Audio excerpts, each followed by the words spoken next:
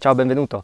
Nel video di oggi ti voglio parlare dei rifugi non gestiti, ovvero di tutte quelle strutture presenti in montagna, sempre aperte e sempre disponibili per gli escursionisti. Vediamo quali sono un po' le regole di comportamento e come mi comporto io per organizzare un pernottamento in una di queste strutture. Buona visione!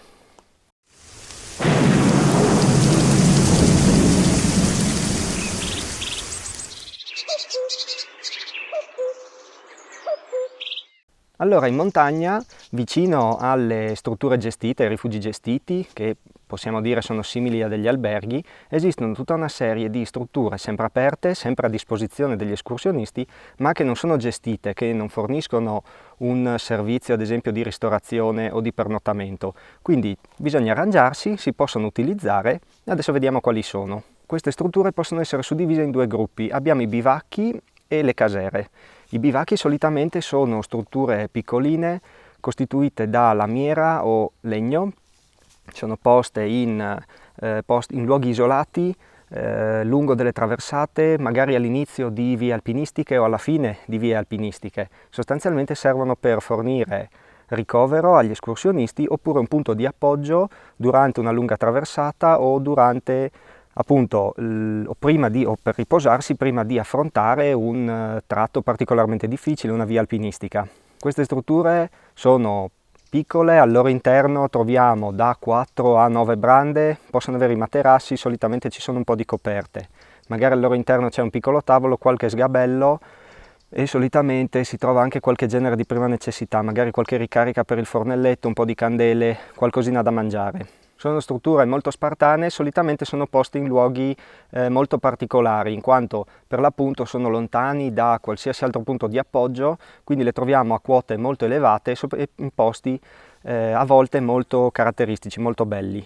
Le casere, come vengono chiamate qui al nord-est, non sono altro che vecchie malghe che sono state riconvertite a ricovero. Difatti le casere sono strutture in muratura oppure in muratura e legno, solitamente hanno almeno 2 stanze, sono più grandi e al loro interno c'è sempre una stufa, un caminetto o comunque qualcosa dove si possa accendere il fuoco, un tavolo, delle sedie. Ci sono 2 stanze, di solito almeno 2 stanze, e una delle 2 è adibita a spazio notturno.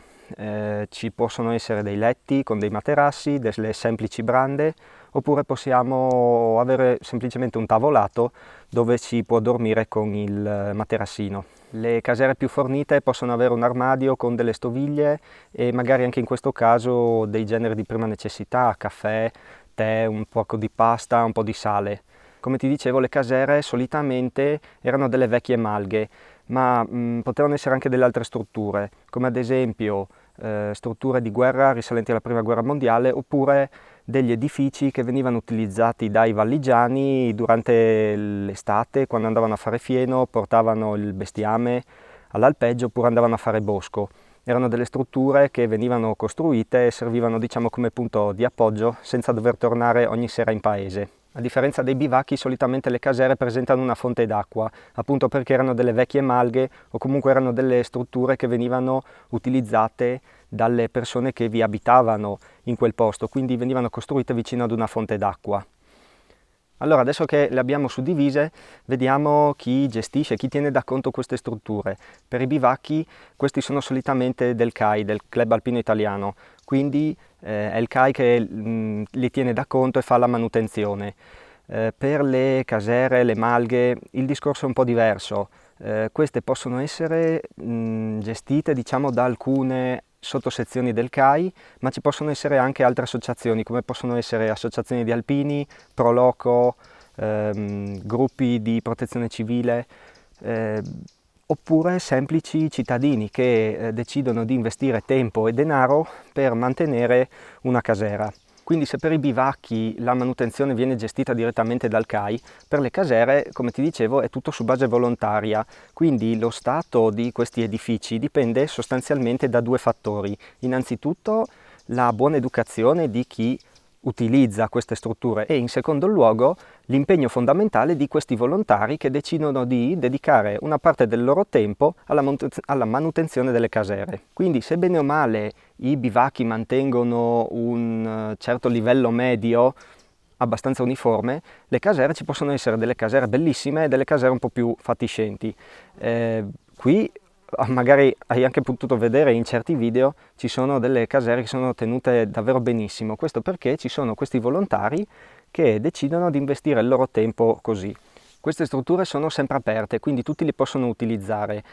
Ci sono una serie di regole da rispettare. Ovviamente la prima regola è l'educazione. Riportare i rifiuti a casa, non rovinare le cose, se c'è qualcosa che non funziona, che non va, magari cercare di aggiustarlo oppure segnalarlo a chi gestisce la casera. Poi la legna, solitamente c'è sempre un piccolo quantitativo di legname già pronto, meglio non utilizzarlo, oppure se si vuole utilizzare la legna già pronta, prima di andare via farne un po'. Io di solito mi comporto così, quando arrivo in una di queste strutture dedico mezz'oretta, un'oretta a fare un po' di legna e poi utilizzo quella legna lì. Perché bisogna sempre lasciare un po' di legna? Perché queste strutture alla fine servono come riparo. Uno degli scopi è il riparo dell'escursionista che ha preso un temporale, si è attardato, quindi questo deve arrivare a trovare della legna più secca possibile, subito pronta per accendere il fuoco. Se io consumo tutta la legna che è presente, un escursionista che potrebbe avere bisogno non la trova e questo potrebbe essere un problema. Un'altra questione legata alla legna e al fuoco è il modo di fare fuoco. Bisogna prestare attenzione, sono comunque strutture vecchie, ci viene fatta la manutenzione, ma non può essere come casa nostra, che la canna viene controllata e pulita ogni anno. La canna fumaria può essere in parte ostruita, danneggiata, se noi facciamo troppo fuoco possiamo rischiare che questa prenda fuoco. Soprattutto anche attenzione a non lasciare il fuoco acceso di notte. Questo potrebbe causare due problemi, sia il monossido di carbonio, ma insomma le strutture hanno molti spifferi, quindi non dovrebbe essere un grossissimo problema. Il rischio è che prenda fuoco la canna fumaria.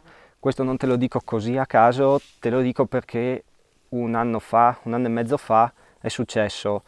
In una casera, Palace di Lewis, ha preso fuoco di notte, c'erano dei ragazzi dentro, per fortuna si sono accorti e sono riusciti ad uscire in tempo, però diciamo a loro gli è andata bene, ma poteva andare molto peggio. Poi che altro? Come ti dicevo, in qualche casera ci sono magari delle stoviglie che si possono utilizzare, poi l'importante è lavarle e riporle al loro posto, ma anche magari ci sono dei generi di prima necessità. Se si vogliono utilizzare, allora a quel punto o lasciamo qualcosa che avevamo con noi, non so, avevamo un pacco di biscotti, abbiamo preso la pasta ad esempio, oppure lasciamo un'offerta. In qualche malga casera c'è una cassettina per le offerte, si lasciano 2 soldini visto che abbiamo utilizzato la struttura. Per quanto riguarda il pernottamento, in certi posti ci sono i letti o le brande, da altre parti no, quindi sicuramente è fondamentale il sacco a pelo, però in alcune casere può essere utile anche avere uno stuoino o il materassino, perché potrebbe esserci semplicemente il tavolato e non i letti. Se la struttura era una vecchia malga, probabilmente c'è dell'acqua corrente. Quest'acqua non possiamo definirla potabile secondo i criteri nostri, come l'acqua di città, ma sicuramente non è acqua che presenta grossi problemi.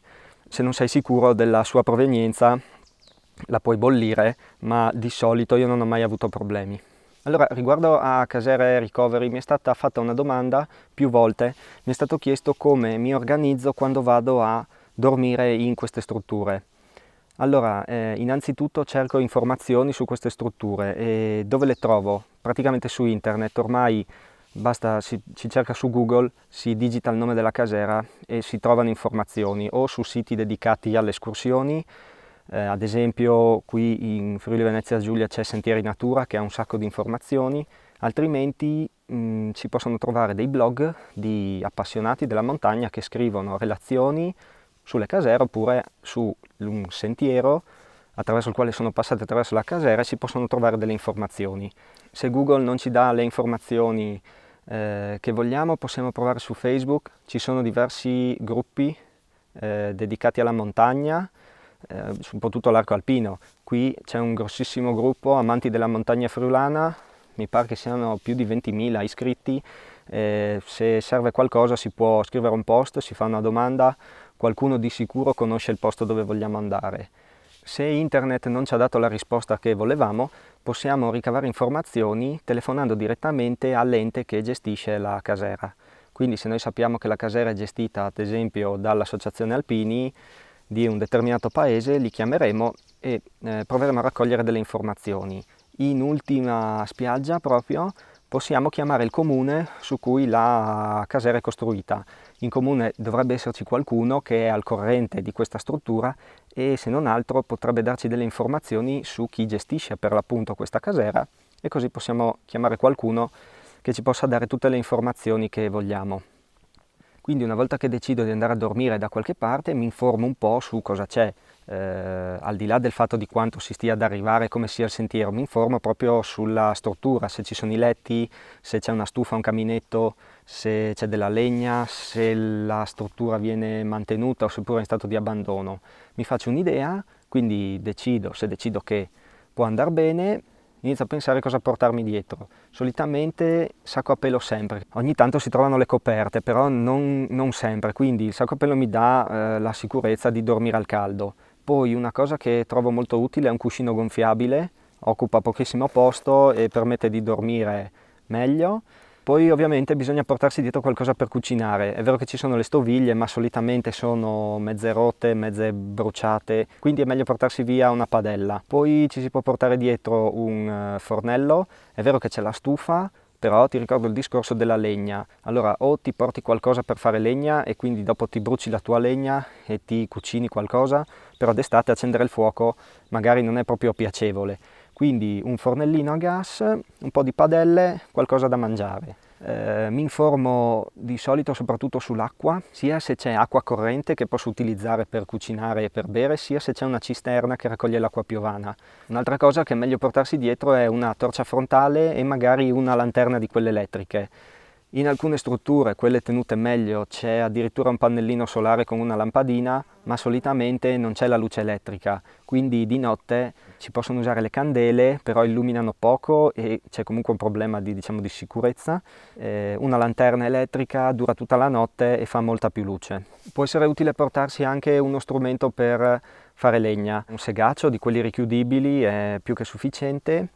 Anche in questo caso ogni tanto si trova qualcosa, magari un'accetta, un seghetto, però l'accetta è sbeccata, è rotto il manico, il seghetto si muove tutto, quindi sì, ecco, è meglio portarsi le cose da sé. È vero che qualcosa si trova nelle casere, però almeno per quanto mi riguarda preferisco portarmi dietro l'attrezzatura mia che so che funziona e che non avrò problemi, piuttosto che affidarmi a delle attrezzature che sono lì sempre in un'ottica di emergenza.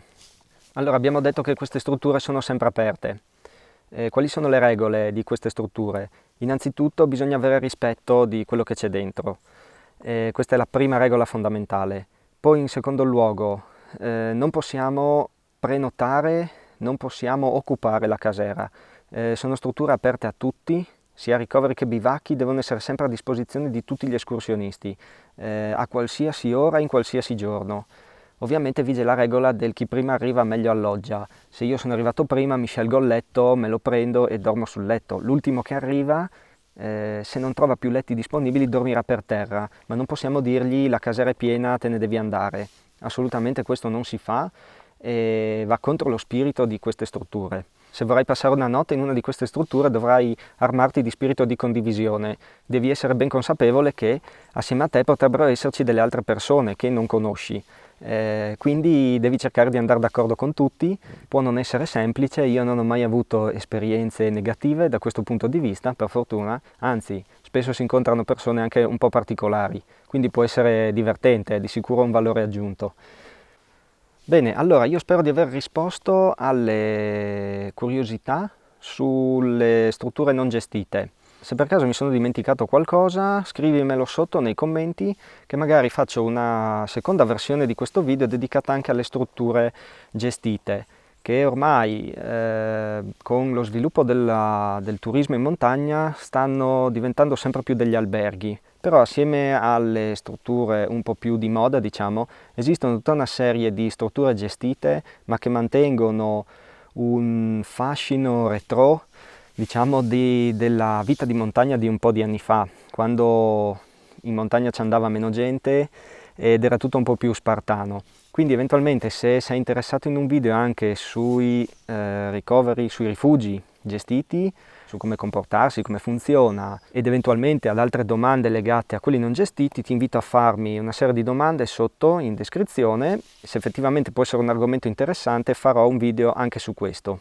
Io per il momento ti ringrazio di avermi seguito, ti ricordo di seguirmi su Instagram e di iscriverti al canale se non l'hai già fatto. Io ti ringrazio per avermi seguito e noi ci vediamo nel prossimo video. Ciao, a presto!